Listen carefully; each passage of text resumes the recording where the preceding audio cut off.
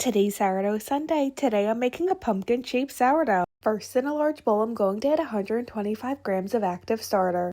Next, add 2 teaspoons of salt. Then add 280 grams of warm filtered water. Next, mix it up. Then add 475 grams of unbleached bread flour. Next, mix that up until the dough forms.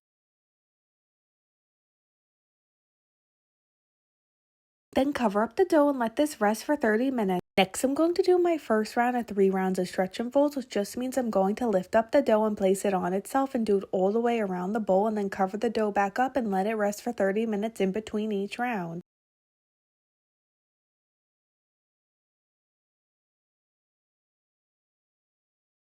Now I'm going to do my last round of stretch and folds and then cover the dough back up and let this rise for 6 to 8 hours or until it doubles in size.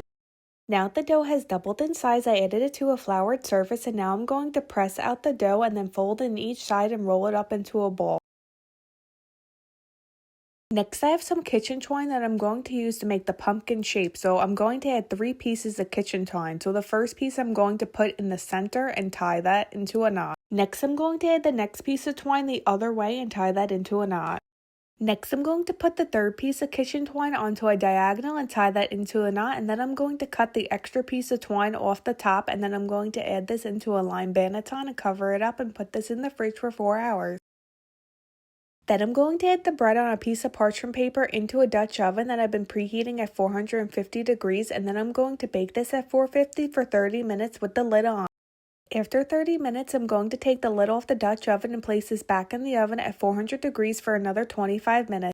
Once the bread was done baking, I let it cool for 1 hour before removing the kitchen twine off the bread, and then I added a cinnamon stick for the stem of the pumpkin, and here's an up close look.